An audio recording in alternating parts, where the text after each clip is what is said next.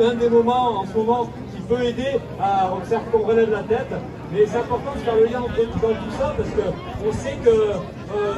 pour changer le rapport de force, ça veut dire une mobilisation générale, ça veut dire être en capacité de défendre nos intérêts, de défendre nos droits, de défendre la démocratie, parce que plus ça va, plus quand on se bat, quand on se défend, et bien finalement on se retrouve confronté à la répression, on se retrouve confronté à des forces qui se mettent en place pour nous faire taire, pour nous imposer de baisser la tête. Donc il y a tout ça qui est dans la situation actuelle, et maintenant de tout ça, comment on fait pour garder le moral, comment on fait pour garder la pêche, et puis se dire, si on va se défendre, on va s'organiser, et voilà, donc la mobilisation d'aujourd'hui, celle contre le projet des vaccins, eh bien, ça fait partie d'un des éléments de la situation actuelle. Alors je sais que vous êtes là-dessus, ou la plupart d'entre vous, mais nous, si on vient soutenir, quand je dis nous, il y a quelques personnalités ici,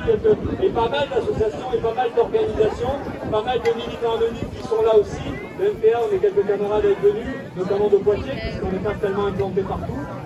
Et puis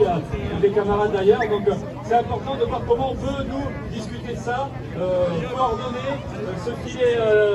des phases entraînées, se solidariser de tout ça et arriver à un moment donné à changer le rapport de force. On en est là aujourd'hui et c'est vrai qu'on a bien envie,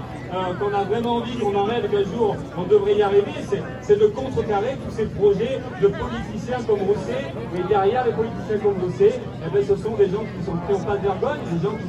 n'ont pas du tout de soucis collectifs, qui se moquent du collectif. Donc voilà, et on sait que ce sont notamment du côté des céréaliers, du côté de la FNSEA, du côté des capitalistes de l'agroalimentaire. Et donc voilà, donc c'est toutes ces batailles-là qu'on arrive à mener. Donc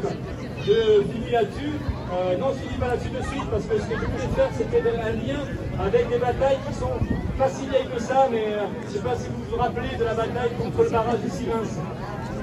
C'était donc une bataille qui a fini par être entre guillemets gagnée politiquement par les assos et par la population qui était opposée, parce qu'en fait la déclaration d'utilité publique a été annulée et le projet de barrage a été annulé et même le projet de semi-barrage a été annulé. Sauf qu'entre-temps, et ça a coûté très cher, hein, c'est qu'il y a eu la forêt qui a été détruite, mais il y a eu Rémi Fraisse qui a été tué. Et puis en plus, il y avait une brutalité dingue, parce que tous ceux qui se battaient contre le projet de Sivins, c'était les CRS, c'était les tabassages, c'était les grenades, c'était la guerre là-bas. Hein, on arrivait dans la forêt, il y avait des gens fumés de partout, et il y avait vraiment une répression brutale, énorme. Et c'est à ce prix-là que finalement le projet est annulé, et les élus du département du Tarn, ils n'ont même pas été